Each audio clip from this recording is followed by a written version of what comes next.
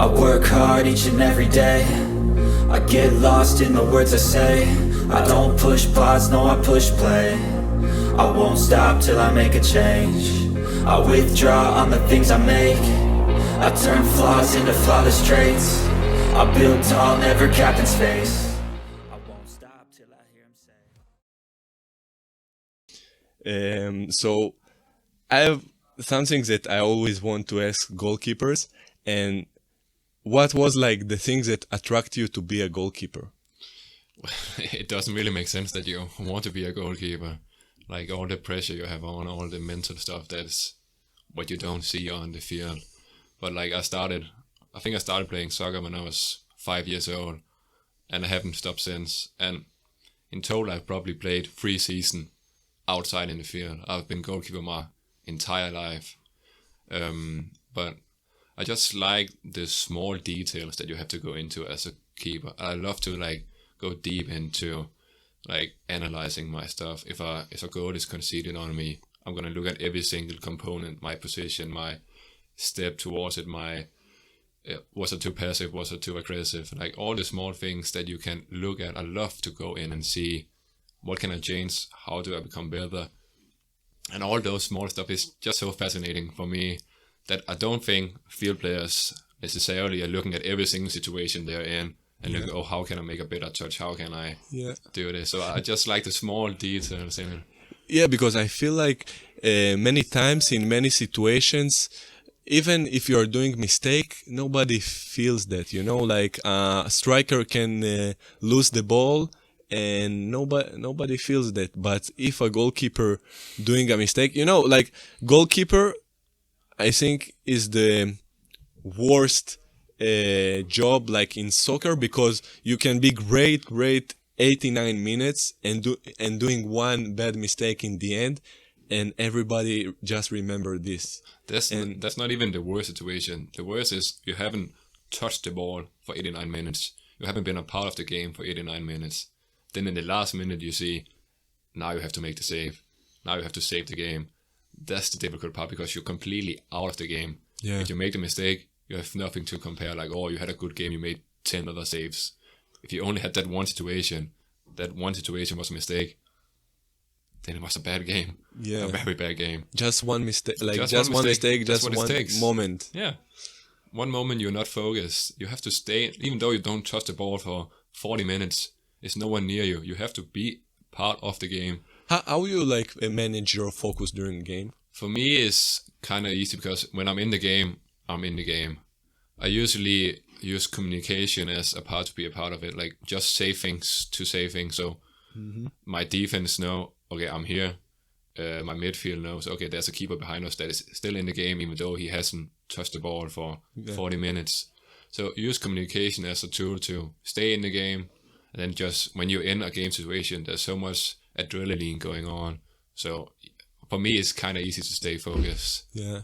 And you know, like in Israel, where I have like a saying that goalkeeper is like 70% of the team, you know, like we have this phrase, and I think maybe it's popular in the world, this phrase, but like it just gives you the like the feelings that goalkeeper has like all the responsibility and it's tough, right? I can see where it comes from. I don't know if I want to say 70% of the team. That's maybe a bit high.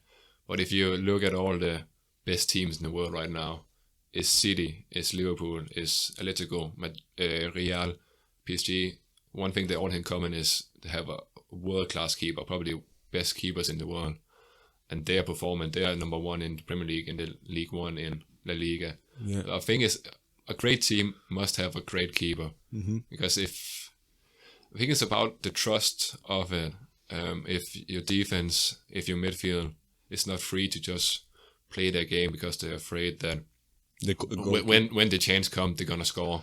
Now they have to score 2 goals to win. If they can play with that freedom to maybe go a bit too forward sometimes, I think that's good, because they have trust in the keeper.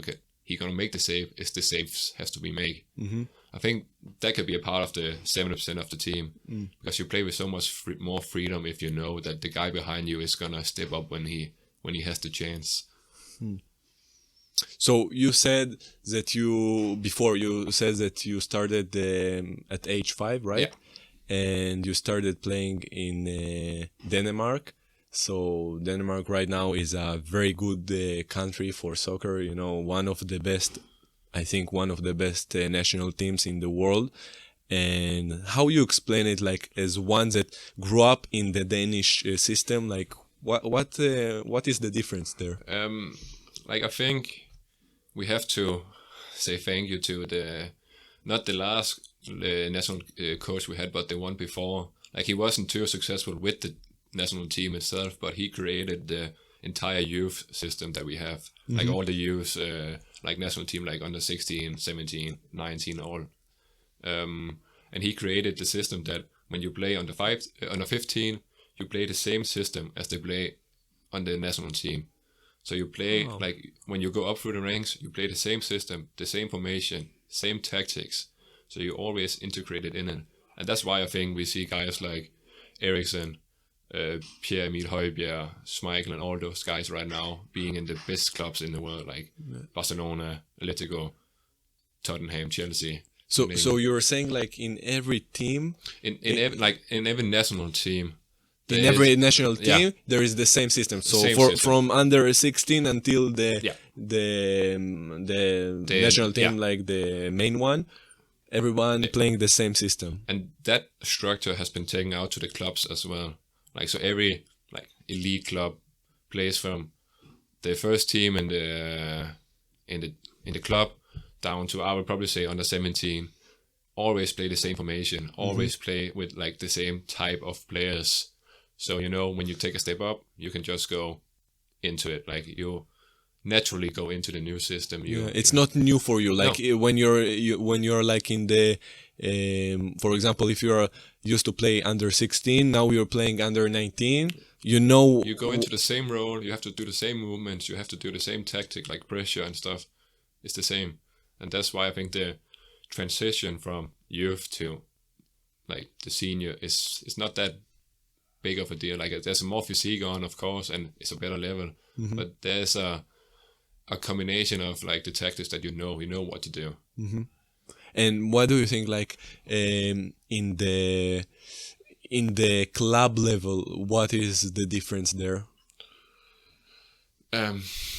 Like I know there's so much focus on coaches in Denmark. Like just to be a under 10 coach, you have to go through like education for it. And if you want to step up, you have to go even more. So it's the best coaches around Denmark that coaches the new coaches coming up. And that's why I think you come into this club, you learn from the best coach in the club, like under 19, under 17, like the higher ranked. You get the system, you get everything, and that's why I think it's like we have better coaches than they have, example here, because they're educated. They know what the club wants. They have like the DNA of the club. Like I played in a club where we wanted to play out from the back. We wanted to have possession all the time. You saw under 10 teams playing out from the back. Suddenly, like it's not normal to see in that age. There was normally just a long punt, and then there was 10 kids going after the ball at once. Yeah. So take me to your club. Which club is it? It's called Næsby. It's a what you call an elite club, but it's not in the best tier in like the top level. It's right now playing, I think it's in the 4th tier or 3rd tier, but it's known as a talent factory. Like I think this national team there was 2 players that came from that club, and in the under 21 there was 3 players, and under 19 there was like 1 or 2 players. So it's more like a developing talent. And then when you're around 17, 18, the best players from each year is going to be sent out to the biggest club in Denmark, and then further out. Especially in my year, they were known as the golden year before I got there. And they have players playing. One of them got sold to Juventus. Some of them are playing in the best league in Netherlands, and playing in the best league in Denmark now. So like they are known for, if you come to Denmark, you know Næsby as the talent factory. And so you played there until which age? I got there kind of late. I was it was my last year of my youth. So on the 19, it was my first time like trying at elite level. And then I stayed there for, I think it was 4 years before I got to America. And what was the moment that you decided to come to the States? Oh, that's a difficult one. I remember I've just finished my first half season in that club, and I had a guy reach out to me saying, "Oh, there's this opportunity to go to the States and play soccer and combine with school." And I looked into it, talked with him, and then me and one other guy I know from back home playing in the same club decided that, oh, we want to try this out. So I think it was around maybe the spring of 2020. Really? Maybe During COVID? Yeah, maybe a bit before I chose to, okay, I want to do this to get an experience and play a bit more like youth, because it's not like there's some old guys on our team, but it's not like when I play with the old team, like they were 31, 32 years old. And there were some struggles in that team to break in. As a goalkeeper, you don't usually play the first 5 years of your senior career. So I wanted to chase some playing time, and I thought that was maybe the best opportunity for me. Yeah, and for goalkeeper, it's not even like a normal player, because you're playing or you're not playing. It's not like you're playing 20 minutes You or cannot like just 40 when minutes. you're winning the game, put a goalkeeper in for 15 minutes. Like you don't do that. Yeah, wow. So many like struggles for goalkeepers. And so take me to the moment, like, okay, you decided I'm moving to the States. How was like the process? How was what you did? What was like the entire recruitment process was kind of simple for me. I got in contact with like 10, 12 schools, but there was never really a offer on the table. It was only Post that really gave me like the offer. I had a lot of interest, but they never really became like a reality. So it was pretty straightforward. Then I committed to Post. Yeah. And so you came to Post, and how you summarize The season? your first season? Up and down. Up with and down. A lot of pressure on the down. Like it all started out pretty well. I actually didn't. I think it was the first week of preseason, I pulled my quad, so I wasn't a part of the first 2 games of preseason, I think. Then I started the other 2 games we had, and thought, okay, now I'm ready for the season.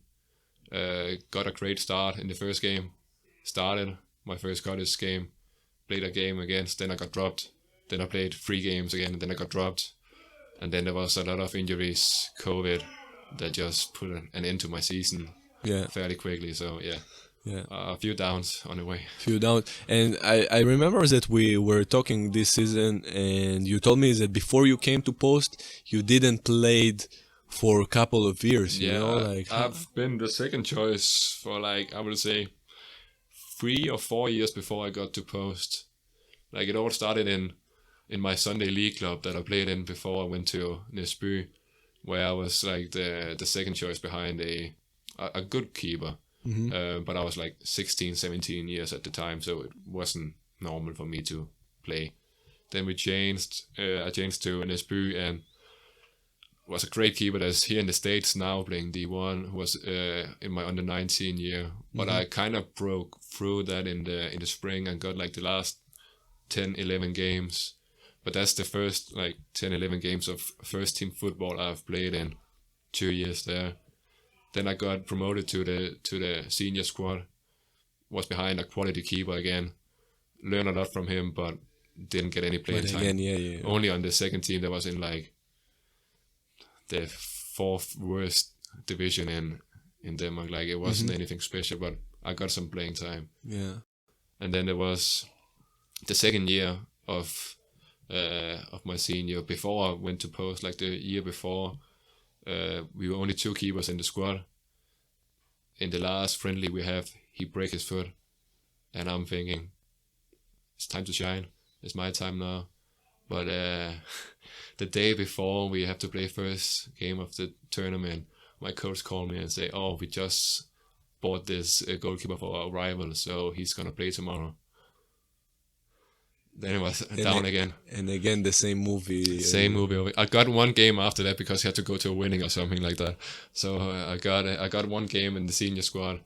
I thought, okay, now it's time. It's time to go. Time to get some playing time somewhere. Yeah. So you got some playing time here at Post. Yeah. And not enough. not enough. Yeah. But there were some, unfortunately, events that.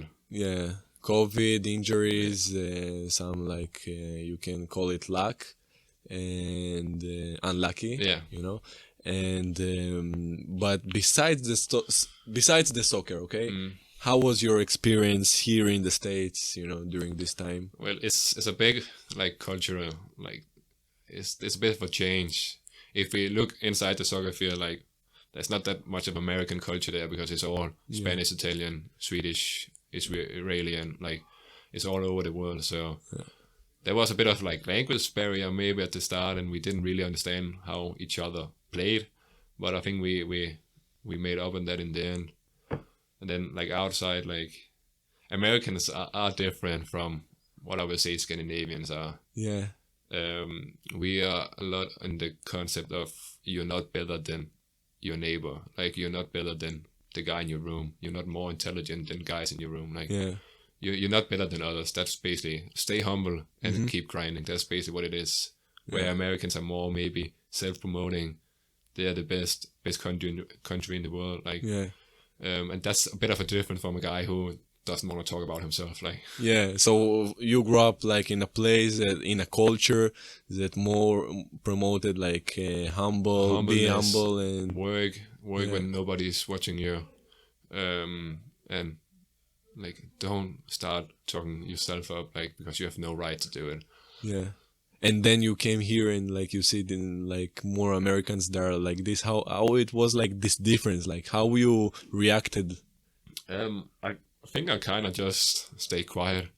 Like, because that's how they are brought up. That's their culture. Like, it's not something I can change. It's not something I should change at all. Yeah. Like it's just how you're brought up. There's nothing wrong with it. It's just different culture. Different. Just like you just have to respect. Like we're different. Even you can see European, us Scandinavians are different from like people from Spain, Italy. But there's nothing wrong with how they are. Yeah. It's just how you're brought up. Yeah. No, I remember like in my first year when I came, it was so weird for me. Some things, especially like with humor. Because you know, like in Israel, we're laughing at everything. You know, like even we're laughing, like we're making some jokes about Holocaust because you know we're like like Jewish people, and still we're somehow can joke about it, like not in a bad way, you know, but we can laugh. You know, it's life. And for me, I came here to the States, and you know, I'm a guy that I really like to laugh, tell some jokes, and I don't know. For me, it was such a struggle, like with the humor, because here they are more sensitive to different topics. And so I remember that in one point I was like, okay, don't joke about this because they are more sensitive about it, and don't joke about this. So for me, it was like a little bit different. And at that time, I didn't take this approach that like they're different and you need to accept it. I was like, they are weird. Like why they're like this? And with the time, I was telling to myself, they're grow up in a different culture, like so different, and this is what they're knowing. This is what they're known. Yeah. So well, I can definitely see that. Like in Scandinavian, if you can joke about your friends, that's the way to do it. Like if you can talk shit about your friends to your friend, that's the most funny if you can do. And here, people take it personal if you say something bad about them. If they've done something like stupid or something, you have to tell them that what you did back home, you gave them shit for it. But you can't really do this here. Like there's a different type of humor. Yeah. And I know that like with language, for me it was a struggle. For you, it was a struggle, or like I think I had like all the basic down, and maybe a bit above average of what we saw on the team. But that was definitely, especially on the field, because you're so used to the Danish commands as a goalkeeper. Like, I took myself in a game, I think it was the first or second game, starting talking Danish. Like, I started saying, "Oh, go to the left" in Danish, and like it's so difficult because you're in the moment, you don't have time to think, and then you just go back to the basic and you talk Danish. So it was a struggle also because like different types of playing football, like you didn't really understood each other. And I remember the first game we played against Delphi, it was you and me, and then it was 6 Spanish and 5 Italian. Or there's too many players, but it was a lot of Spanish and Italian going on, and it's just difficult when you're not necessarily on the same wavelength. Like I was like, how you compare the soccer here in the States to Denmark? It's a bit difficult to compare because if you look at our team, it's very European, like basic. But the teams we are playing, you can see that's the American way. Like there's the athletes, they're fast, they can jump high, they're big and strong, but they may be missing something tactical and technically. And our team is so European that you can see like there is the Spanish tiki-taka that I'm not completely used to, but back home like it's probably the same as here, but just with a bit more like tactical understanding. Like it's a bit more back home more tactically. Yeah, a bit higher football IQ. But yeah. That could also because of the level was a bit higher with like in that squad. But maybe the age too. You played with some players that are more mature. You know, like college level is 18 until 22, 23. I can see a big change from me being 18 and now 21. Like you right, yeah. When especially as a goalkeeper, it's all about the experience. If you've been in that situation before, you know what to do. Experience, yeah. And when you're 18, you haven't been in that situation before. Yeah. That's why you maybe make those mistakes that you have to make to learn from it. Yeah. And in all this experience, what you will say to a Danish guy that want to come to the States and study here? Like, what you going to tell him? I would definitely recommend it. Yeah, I've definitely had a great experience with it. Not only this like football part, but like the entire experience about like college. But I would say that it's different. Like the coaching are different. You're like suddenly practicing 3 hours, like at one practice session, where back home you would probably do like 120, and then it's more intense. But here you do like 3 hours. Yeah. And you probably have a session more in the afternoon. And you have to have a different mindset.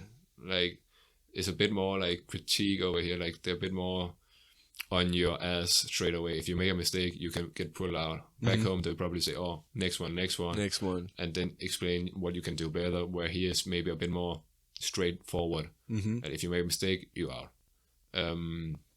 So there's a mental, you have to be more prepared here than back home. But other than that, like it's a great experience. Yeah, and for example, what you can say. Okay, so you said about you talked a little bit about the differences in the soccer, but what a Danish guy should expect when he comes here, you know, like studies, how is the schedule, what are you doing, you know, all this stuff. Like a Danish guy from the Danish school system would have pretty easy being here.